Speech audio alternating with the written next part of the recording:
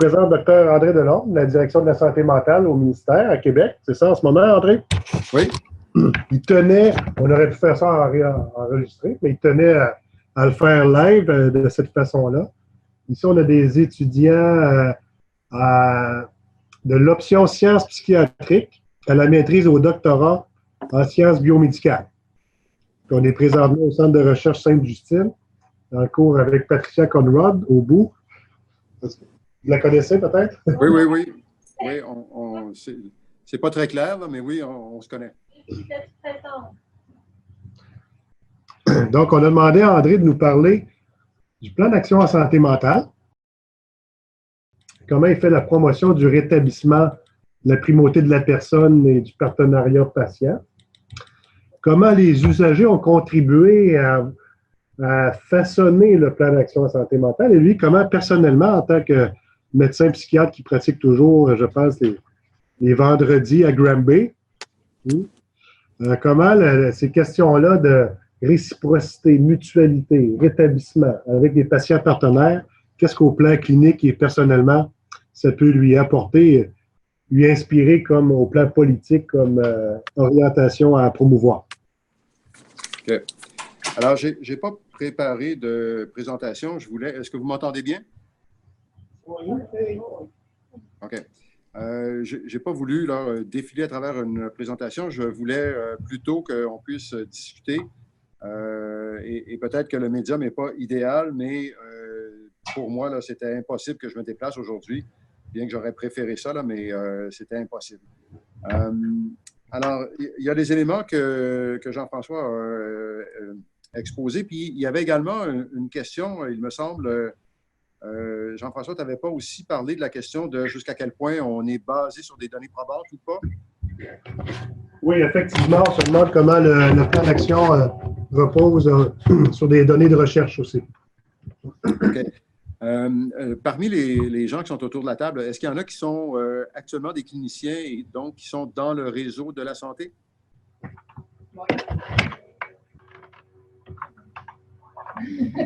Oui, Alain. Oui.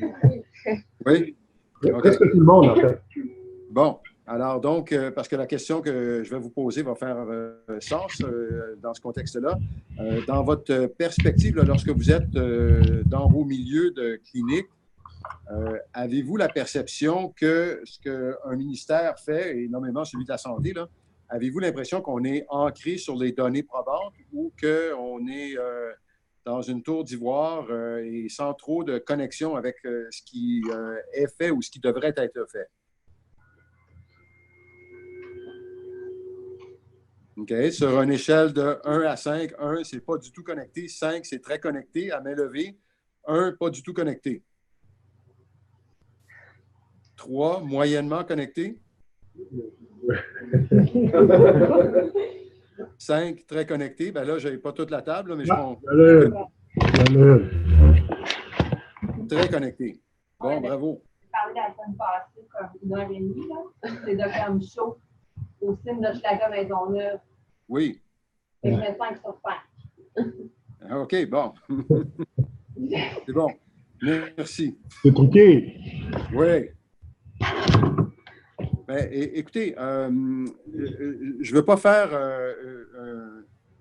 un grand exposé là-dessus, mais je veux quand même vous dire que si vous regardez ou si vous avez regardé le plan d'action, vous allez voir qu'il y a plusieurs des recommandations qui sont au sein de ce plan d'action-là ou des mesures, des cadres de référence, des politiques du ministère là, depuis au moins 10-15 ans qui sont assez ancrées sur la réalité. Je commencerai avec la nécessité qui est promue par l'OMS de vraiment développer des soins de proximité, des soins, la communautarisation des soins en santé mentale, comme dans les autres domaines, là, mais aujourd'hui, je me limiterai à la santé mentale, là, mais dans la prise en charge des troubles, des maladies chroniques.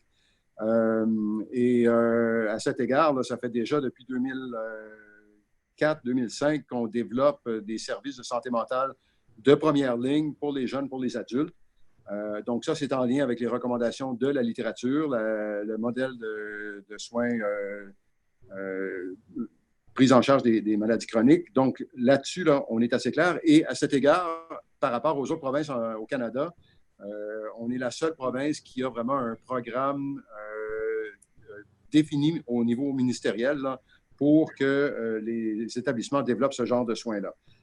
Quand on regarde la prise en charge des troubles graves, les troubles mentaux graves, on suit plusieurs des recommandations, que ce soit dans la mise en place d'équipes de suivi intensif dans le milieu.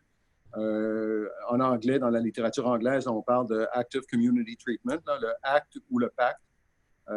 La mise en place dans la littérature anglaise, Case Management, c'est-à-dire au Québec, là, le SIV, le soutien d'intensité variable, c'est basé sur la littérature. La littérature recommande que ces modèles-là, pour être efficaces et efficients, doivent respecter le modèle défini dans la littérature. Et la littérature recommande qu'il devrait y avoir ce qu'on appelle dans la littérature anglaise un Technical Assistance Center. Ce sont des organismes qui s'assurent que les équipes de suivi intensif ou les case managers restent proches du modèle théorique. Le Québec est la seule province au Canada à avoir un Technical Assistance Center qui, au Québec, s'appelle le Centre national d'excellence en santé mentale. Donc, ils ont été créés en 2008 avec le mandat spécifique d'accompagner les équipes de suivi intensif ou les case managers de soutien d'intensité variable afin de s'assurer que les soins qu'ils offrent sont en accord avec ce que la recommandation, la littérature nous recommande. Et depuis maintenant 4 ans, je crois, on fait même une accréditation des équipes, c'est-à-dire enfin, on appelle ça une homologation, l'accréditation étant réservée là, pour Accréditation Canada ou Accréditation Québec, là, mais on fait une homologation des équipes, c'est-à-dire qu'on évalue avec une grille validée dans la littérature la proximité ou l'éloignement qu'une équipe a. Mettons, mon équipe à moi là, est à Granby, donc l'écart qu'on a par rapport à ce que la littérature recommande. Par exemple, la présence d'un père aidant, la présence d'un spécialiste du travail, la présence d'un spécialiste en dépendance et toxicomanie. Et en fonction de la distance de ce que la littérature, le modèle on devrait retrouver dans le modèle et l'évaluation qu'on fait sur le terrain, bien, on fait une homologation, un peu comme une accréditation où on est pauvrement proche du modèle, raisonnablement proche, très, très exemplaire ou pratique parfaite. Alors donc, ce sont toutes des mesures qui sont axées sur la littérature et qui se traduisent par des cadres de référence ou des plans d'action qui proposent la mise en place de tels services.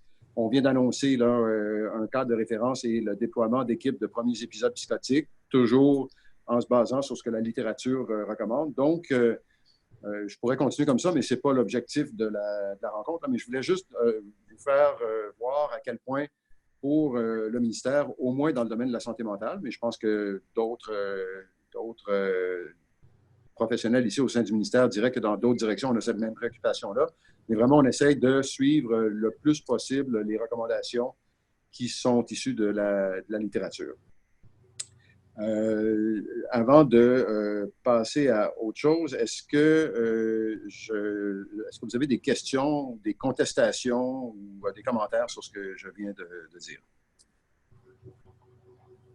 Est-ce que ces modèles prévoient d'évaluer ce que ça donne aux patients suivis par des équipes comme celle-là? Les modèles dans la littérature, là, ben, je pense qu'on est à un autre niveau. Là. Je ne pense pas, je ne suis pas un spécialiste de la littérature par ailleurs. Là, quand on a un Technical Assistance Center comme le Centre national, on a des experts contenus qui épaulent les conseillers cliniques pour s'assurer qu'on soit le plus proche possible de la littérature. Là. Donc, on est dans mon domaine de pratique, mais on n'est pas dans mon domaine d'expertise académique là, ici. Mais je vous dirais que la question que tu soulèves est à mon point de vue, comme étant quelqu'un qui travaille dans un ministère, est à un autre niveau. La question, c'est est-ce qu'en santé mentale en particulier, la question se pose ailleurs, mais peut-être de façon moins aiguë, est-ce qu'on a une préoccupation sur les outcomes ou juste sur les processus? Et souvent, on a une préoccupation sur le processus. On a mis en place une équipe de première ligne en santé mentale. On a une clinique externe de psychiatrie. On a une équipe de suivi intensif dans le milieu. Et parfois, cette équipe-là est plus ou moins proche du modèle, mais est-ce qu'on a des efforts concertés, cohérents et systémiques pour mesurer des indicateurs qui nous diraient qu'au-delà du volume ou au-delà d'un délai d'accès, la personne, une fois qu'elle rentre dans le service, a un service de qualité. Je pense qu'il reste beaucoup d'efforts à faire à cet égard. Donc, au-delà de ce que la littérature pourrait recommander, je te dirais qu'on a vraiment du rattrapage à faire à cet égard.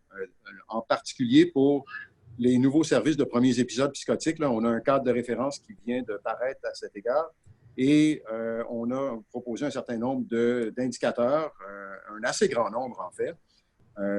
Et parmi ces indicateurs, il y aura des indicateurs de performance au sens du output, là, du outcome. Et ça, je pense que c'est relativement nouveau dans le domaine de la santé mentale, mais je pense qu'on doit en avoir de plus en plus. Patricia? Oui, je ne sais pas si vous m'entendez. Est-ce que je peux... Oui, vas-y. Oui, ça va? Oui. Oui. Alors, merci beaucoup. C'est très intéressant. J'aimerais bien si vous pouvez nous aider avec une autre chose, parce que la littérature indique très clairement, même la littérature sur l'économie de santé, que les interventions précoces sont favorisées, mais dans le plan d'action, et je demande cette question parce que nous prenons un aspect, une approche un peu développementale dans ce cours ici. Comment est-ce que le ministère a justifié cette décision de attribuer la plupart des services dans la nouvelle plan d'action autour des services aigus et des services pour les adultes et moins pour les jeunes et les interventions précoces? OK. En fait, je ne dirais pas que le ministère justifie de mettre plus de services du côté des adultes dans le plan d'action actuel. En fait, je dirais qu'au contraire, dans le plan d'action, on a plusieurs énoncés qui touchent les services aux jeunes. En particulier, je vais qualifier ça un peu auparavant. Je présume que je n'annonce rien de nouveau aux gens autour de la table quand je dis que les services en santé mentale sont issus d'un système asilaire dans les années 60, dans les années 50, qui a commencé à faire une migration très lente vers la communauté avec la désinstitutionnalisation dans les années 60. L'intégration dans les hôpitaux de soins généraux et spécialisés dans les années 70 de cliniques externes de psychiatrie et une politique en 1989. À ma connaissance, nous avons été le premier État à avoir une politique en santé mentale. Pas la première province, le premier État au monde à avoir une politique en santé mentale. Et dans cette politique-là, ce qu'on disait, c'est on est sorti des hôpitaux, des asiles, on est arrivé dans les hôpitaux et on doit maintenant s'en aller vers la communautarisation des services. Mais ça ne s'est pas traduit par une modification de l'organisation des soins. Donc, malgré cette politique-là, en 1989, on a continué à essentiellement baser nos services sur les patients les plus lourds, ceux qui étaient historiquement, depuis longtemps, même désinstitutionnalisés dans les années 90, ils étaient quand même encore dans la communauté et encore aujourd'hui, ils sont pour la plupart morts. Quand on regarde le volume de désinstitutionnalisation de patients qui sont sortis dans les années 60 et 70, qui étaient là depuis déjà plusieurs années, alors il n'en reste plus beaucoup de cette vague-là. Mais donc, on a quand même mis en place des services qui, historiquement, desservaient les plus lourds, les plus complexes, et on a négligé de façon générale tout ce qui touchait aux enfants et aux adolescents. Ça, c'est clair. La littérature qui soutient le suivi intensif dans le milieu est aussi une littérature issue d'une désinstitutionnalisation américaine dans les années 70, avec en particulier là, le suivi intensif a vu le jour là, dans le Madison County, là, au Wisconsin. Mais on était exactement dans le même processus, c'est-à-dire des gens qui historiquement étaient dans les hôpitaux, puis que là, on disait, bien, on est capable de les soutenir dans la communauté, on est capable de les aider à vivre de façon plus autonome, mais on était encore dans ce mouvement de prendre en charge, mais avec une modalité différente, les patients les plus lourds. Dans le plan d'action 2015, on a un chapitre complet sur la nécessité d'une détection beaucoup plus précoce. Évidemment, le plan d'action en santé mentale, c'est un plan ministériel, donc ça veut dire qu'il vient cadrer les actions du réseau de la santé. Mais moi, je pense qu'il devrait y avoir beaucoup de développement dans les années à venir, entre autres autour de la littérature sur les traumatismes, sur la détection très précoce dans les centres de la petite enfance, dans les écoles dès le premier cycle du primaire, pour détecter les gens qui peuvent avoir des enfants qui auront pu être exposés à ces traumatismes-là. On sait quels sont les traumatismes qui augmentent la probabilité subséquente de développer des maladies mentales et des maladies physiques, mais on n'agit pas beaucoup là-dessus actuellement. Je pense qu'il y a, à cet égard, une certaine stigmatisation par rapport aux interventions en santé mentale de santé publique. Et on va mettre beaucoup d'efforts sur réduire le tabagisme, puis on comprend que ça va avoir un impact direct sur mes patients à moi, et c'est très bien. Mais quand il vient le temps de proposer aux gens de santé publique des mesures de prévention très, très précoces, ils nous disent « Ah, il n'y a pas beaucoup de littérature là-dessus », ce qui, à mon avis, est probablement pas vrai. Mais donc, le plan d'action en santé mentale prend le plus large virage qu'il peut dans le contexte où moi, je ne contrôle pas et je n'ai pas la responsabilité de la santé publique, là, en énonçant qu'on doit agir le plus précocement possible. On a quand même annoncé, et ça, c'est nouveau, là, ça ne s'était jamais fait au Québec avant. Là, en avril de cette année, le ministre a annoncé 10 millions pour développer des équipes de premiers épisodes psychotiques. Bien, la littérature nous dit que si je prends quelqu'un à son premier épisode psychotique, il est fort probable, en tout cas, j'augmente de beaucoup la probabilité que cette personne-là ne se désinscrive pas de sa société, soit capable ou de sa communauté, soit capable de continuer à l'école, soit capable de continuer au travail, reste ancré avec ses amis, son réseau social, etc. Mais entre toi et moi, je suis sûr qu'on partage l'idéal, ça serait de peut-être les prendre encore plus tôt et d'être capable d'agir sur des facteurs qui vont favoriser l'émergence de la psychose. Mais je dirais qu'on a pris le phare du... Tiens, je vais essayer, il faut que... Si je vais être dans la caméra, on a pris le phare là, du... le follow spot était sur les troubles graves quand ils ont 30, 40 ans de parcours de vie. Puis là, on vient de le shifter quand même substantiellement sur les premiers épisodes psychotiques. Alors, je pense que ça, c'est quand même... C'est pas rien dans l'organisation des soins. L'autre élément sur lequel on travaille beaucoup, et ça, c'est plus que juste un chiffre sur l'âge, c'est un chiffre paradigmatique. Le Canada, les pays anglo-saxons, à l'exclusion des États-Unis, s'en vont vraiment vers des services de soins intégrés en santé mentale pour les jeunes, là, 12-25 ans, 12-30 ans. Et ces services-là, contrairement à tous nos services actuels, ne sont pas basés sur on n'y accède pas sur la base d'un diagnostic, mais sur la base d'un besoin. Je pense à Jigsaw en Irlande. Jigsaw, qu'on nous propose souvent comme étant un modèle de service intégré en santé mentale, mais c'est un service uniquement de première ligne. Là, je reviens de l'Irlande, où je suis allé passer une journée dans un Jigsaw. C'est un service de première ligne qui se compare, je pense, à ce que nous, on a dans nos services de première ligne ici au Québec, mais avec, je dirais, là, deux différences majeures. La première, c'est qu'il n'y a aucun besoin d'avoir un diagnostic pour avoir un service. Le deuxième, c'est qu'il y a des interventions. Les professionnels qui travaillent là font également, et ça fait partie de leur temps, là, ils prennent, mettons, une journée par semaine pour faire des mesures de promotion et de prévention, par exemple dans les écoles, ce que nous, on ne fait pas. Et c'est un parcours clinique très restreint parce que les gens rentrent là pour 1 à 2 évaluations, rencontres d'évaluation et maximum 6 rencontres de service. Alors après ces 8 rencontres-là, le service est terminé puis ils doivent aller cogner ailleurs s'ils ont besoin d'un autre service. Mais ça demeure que c'est un service ouvert sur la communauté, mais quand on regarde les modèles comme Headspace en Australie, je pense qu'ils ont des modèles similaires en Nouvelle-Zélande. La Colombie-Britannique a déployé des services similaires. Le Manitoba est en train de le faire également.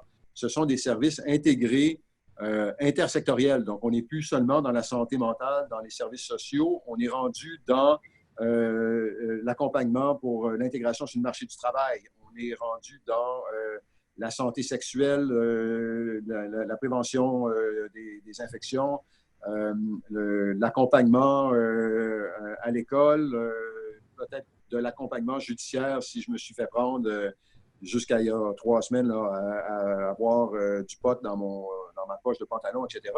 Donc, c'est des services là, qui sont beaucoup plus larges et pour lesquels je ne dois pas me présenter avec un trouble mental ou un soupçon de trouble mental, mais avec une détresse quelconque ou un problème quelconque.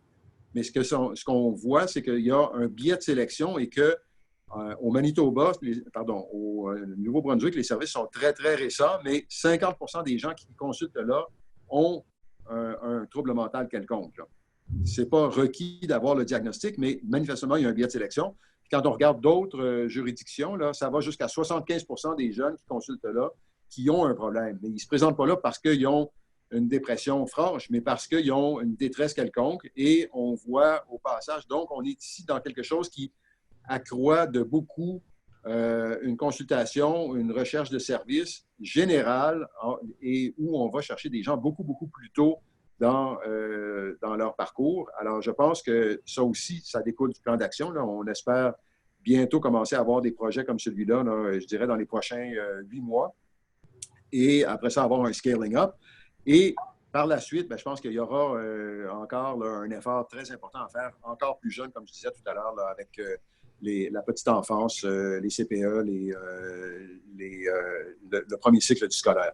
Alors, c'est pour ça que je ne suis pas sûr, moi, que je partage l'avis qu'on a tout mis du côté des adultes. Moi, je trouve que l'autre chose qu'on a annoncé, puis ça paraît anodin, mais ça ne l'est pas. On a annoncé qu'il fallait qu'on arrête d'organiser les services sur un mode de 0-17 ans, 18 ans et plus, sachant que d'abord, il y a peut-être un jeune sur 3 ou, non, probablement moins que ça, un jeune sur 4 ou 5 qui va aller chercher des services quand il en a besoin. Mais tous les jeunes qui reçoivent des services à 18 ans, on en perd 75% quand il vient le temps de transférer au service adulte. Ce qui n'est pas un très bon bulletin. Mon report card, là, à moi, là, c'est un échec. Ça. Quand j'en perds 3 sur 4, là, ça ne marche pas, ça. Puis on les retrouve 2-3 ans plus tard quand la situation se corse. Ils font un épisode psychotique, ils font une dépression majeure, un épisode de manie, puis là, ils se retrouvent à l'urgence. Et là, on les a perdus pendant 3, 4, 5 ans et on les reprend le rendu à 22, 23, 25 ans. Alors, il y a encore du travail à faire, mais je pense qu'on a quand même induit un début de changement vers des services beaucoup plus tôt dans le parcours. D'autres questions?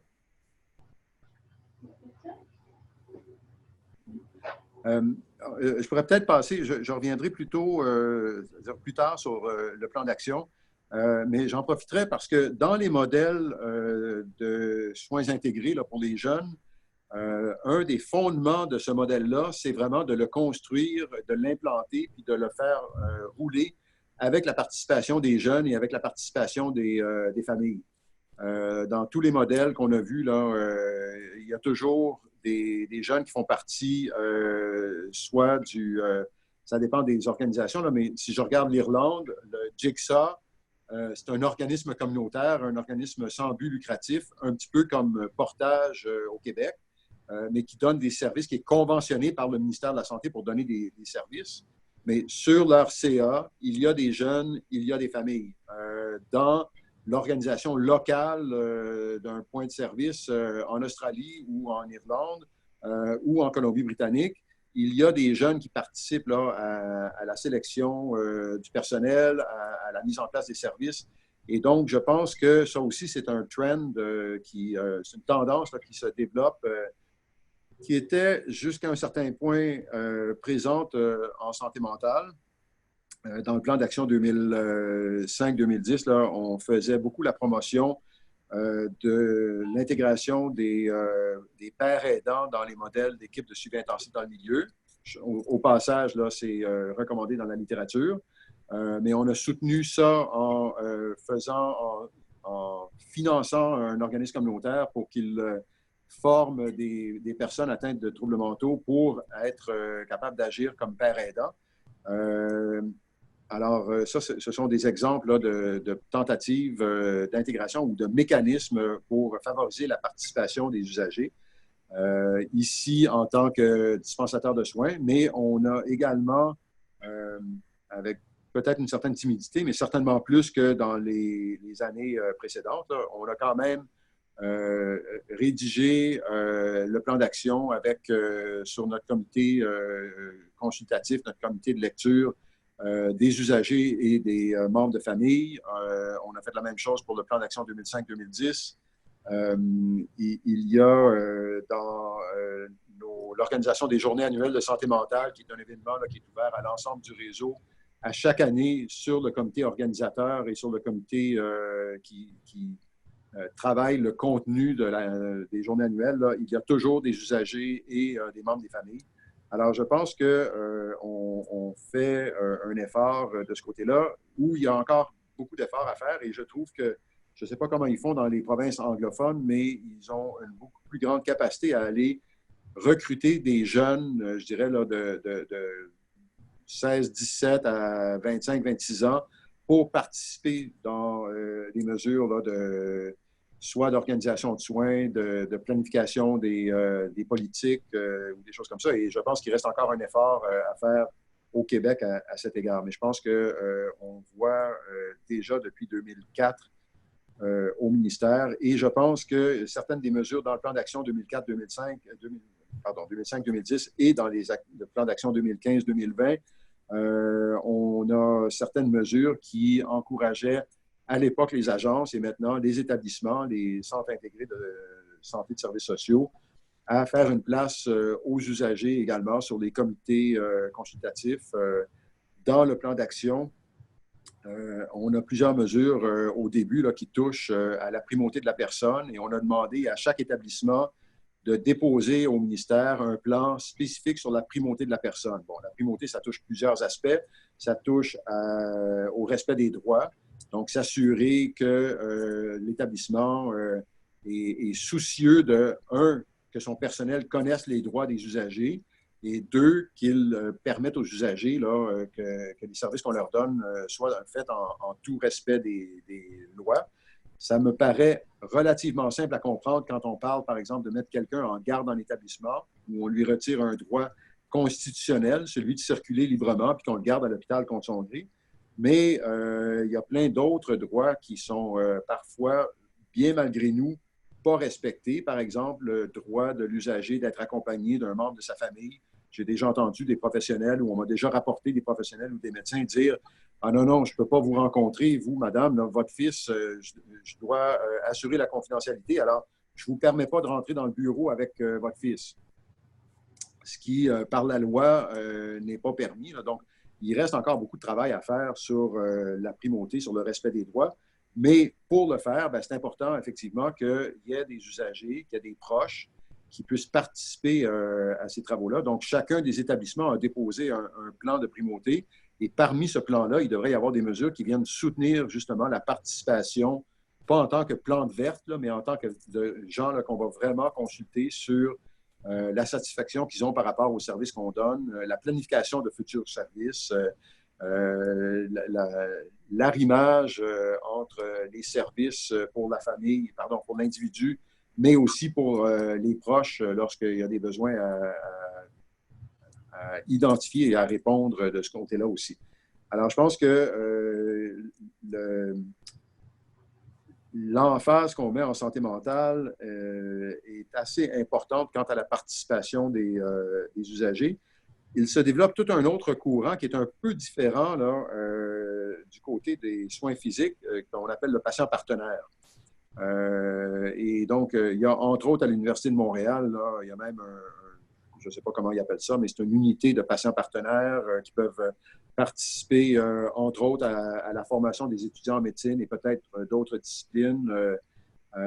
Mais les patients partenaires, c'est un peu différent de l'emphase que nous, on a tenté de mettre, où on veut plutôt des gens qui sont représentatifs d'une communauté. Donc, quand je vais comme usager ou comme proche, j'y vais sans doute avec mon expérience personnelle, mais on espère arrimé, soutenu par un organisme communautaire, par exemple, de proches ou par un groupe d'entraide d'usagers, de patients, de façon à ce que la personne puisse porter une parole plus collective que le patient partenaire. Mais je pense que les deux se complètent et je pense qu'on voit apparaître vraiment une préoccupation croissante tant au niveau des décideurs, au niveau ministériel, au niveau des établissements, sur prendre en compte la parole des partenaires.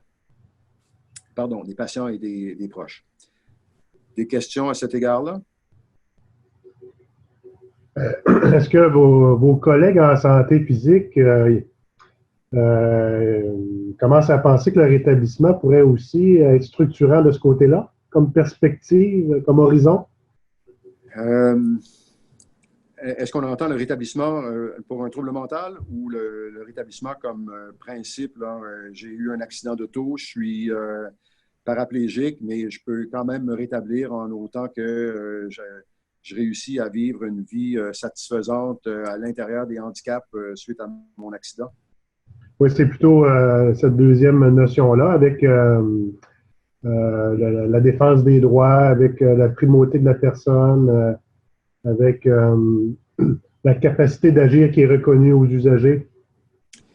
Oui, je pense qu'à cet égard, si on a commencé à faire participer des usagers peut-être plus tôt que nos partenaires de soins physiques, je pense que, par contre, on était plus loin en arrière qu'eux en termes je dirais, prédisposition à reconnaître la capacité de l'individu à se rétablir et prédisposition à écouter l'individu à part entière, participer à son plan de soins ou aux décisions qui le concernent.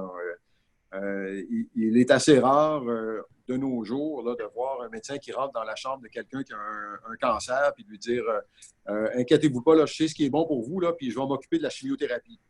Il va s'asseoir avec le patient, il va s'asseoir avec le conjoint ou la conjointe ou les enfants, les parents, puis il va discuter du plan de traitement.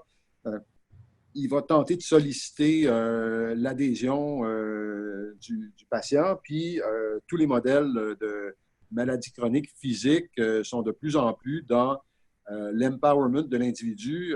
On comprend qu'un endocrinologue ou un médecin de famille ne peut pas bien traiter un diabétique si la personne ne sait pas et ne participe pas à avoir un régime alimentaire, un régime d'activité physique qui a un impact direct sur le contenu ou le parcours de sa maladie.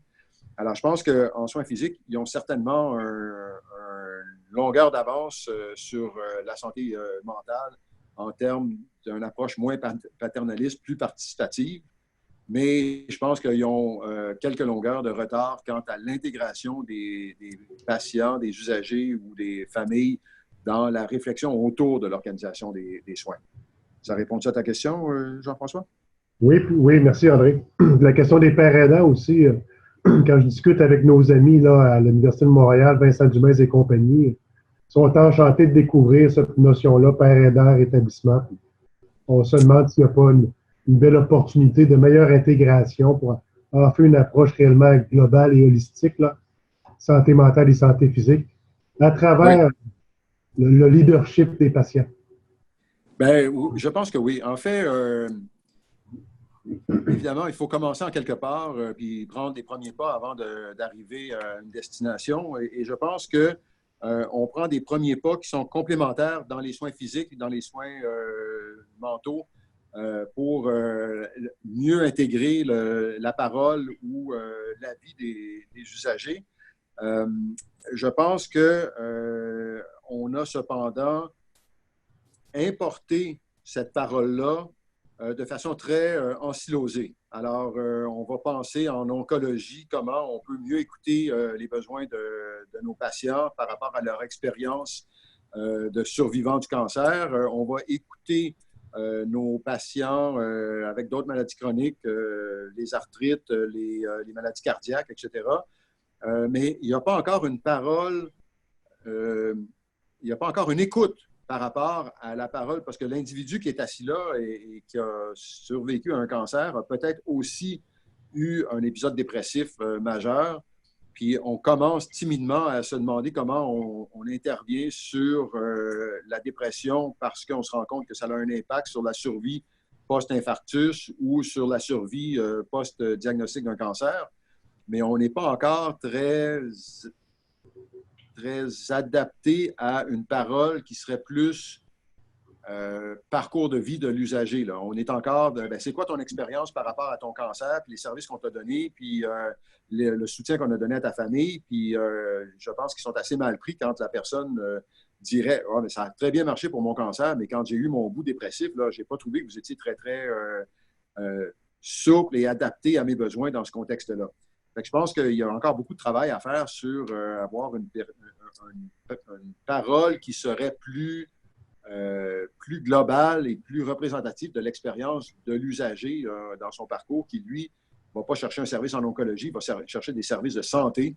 Et si, dans ce parcours-là, il y a un bout d'anxiété ou de dépression, il faut qu'on soit capable de lui donner des services adaptés puis être capable d'entendre qu'on a bien réussi sur l'oncologie, mais peut-être moins bien sur ses besoins psychologiques. Là. Oui? Oui, c'est ce que je voulais entendre. OK. On a abordé la notion de trajectoire, la personne en trajectoire de rétablissement, qui est nécessairement multisectorielle et implique l'éducation, le travail, la santé physique, la santé mentale, la justice, etc. Oui.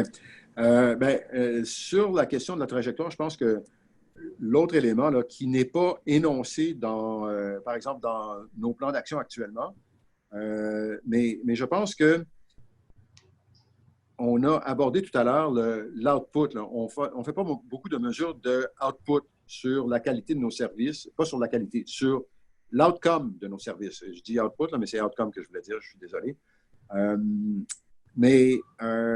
Ce que ça va, je crois que la littérature est suffisamment bien claire sur un paquet de pratiques qui devraient être mises en place dans nos réseaux. Et c'est probablement vrai en santé cardiaque, en santé hypertensive, là, mais je me limite toujours en santé mentale parce que c'est là qu'on est le plus en retard. La littérature, donc, nous dit que les bonnes pratiques pour répondre aux besoins de quelqu'un qui fait ou qui ferait ou qui fera peut-être une dépression et qui se présente là, avec une certaine détresse là, qui pourrait l'amener vers une dépression, bien, il y a pas des trajectoires, il y a des guides de pratique qui établissent des étapes du step care qui disent clairement qu'une première étape pour quelqu'un qui a peut-être des symptômes dépressifs, ça devrait être un suivi plus serré, par exemple, par le médecin de famille. La deuxième étape devrait être d'accéder à des auto-soins manualisés, peut-être sur le web, peut-être offerts par une infirmière au GMF. La troisième étape, ça devrait être de passer à des groupes ou des interventions psychosociales de faible intensité, par exemple de l'exercice physique structuré. La quatrième, je ne veux pas faire toute la suite des étapes, là, mais vous comprenez qu'il y a déjà une littérature qui définit quelles devraient être les étapes dans le parcours de quelqu'un qui se présente avec soit une dépression avérée ou des symptômes qui nous font penser à un début de dépression, troubles anxieux, troubles obsessionnels compulsifs. Si vous allez sur la plateforme du NICE en Angleterre, là, vous allez en trouver probablement 82 pour juste des parcours en santé mentale.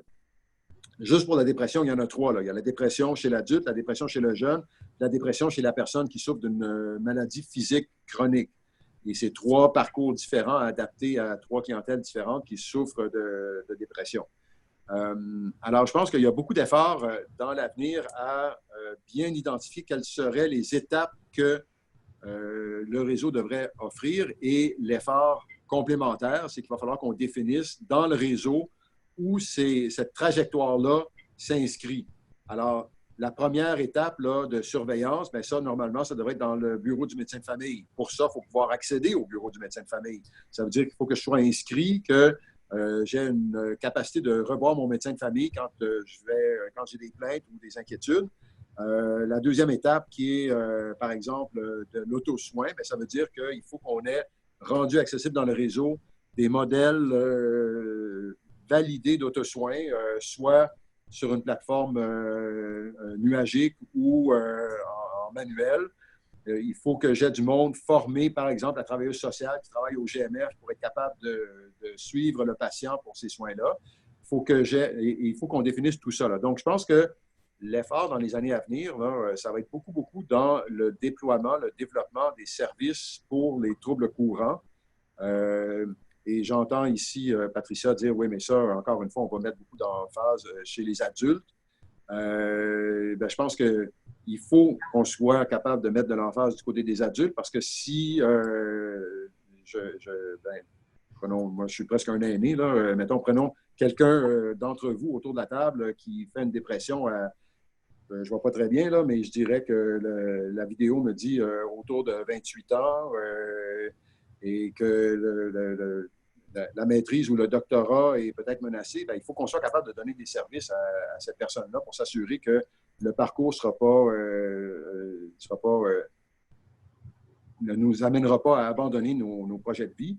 Mais il faut aussi être capable de le faire plus jeune. Là. Mais je pense que ce sont les troubles courants sur lesquels, historiquement, parce qu'on mettait l'emphase sur les troubles graves, on ne déployait pas de services pour les jeunes et on ne déployait pas de services pour les adultes avec des troubles courants qui se retrouvent dans les bureaux de médecins de famille. Le médecin de famille ne réfère pas plus que 17 de ses patients qui auraient besoin d'un service à quelqu'un d'autre parce qu'il ne sait pas à qui les référer.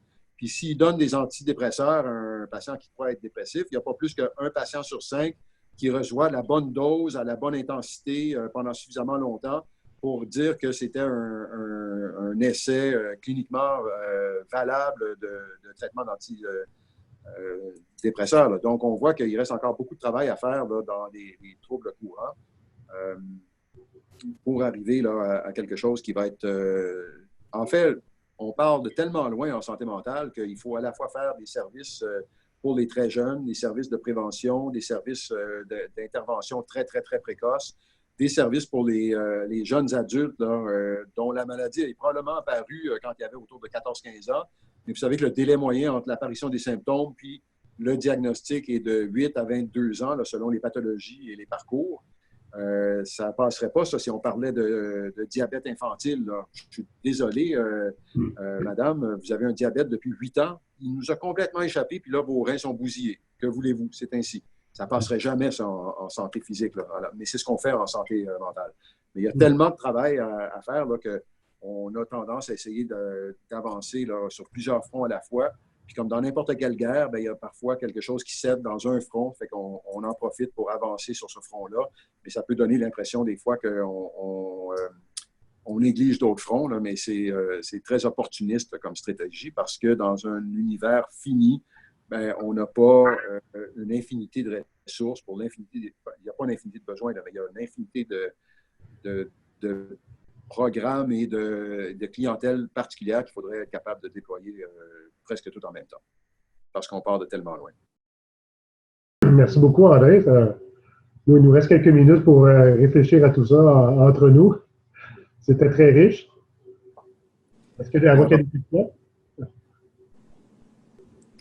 Alors, je vous laisse réfléchir, puis je vous remercie de votre attention, votre participation. Ce n'est pas le médium idéal, mais c'est certainement mieux que par téléphone, puis je présume que c'est mieux que quelque chose d'enregistré à l'avance, puis avec lequel on ne peut pas interagir beaucoup. Alors, bonne continuité. Bonne fin de journée. Au revoir.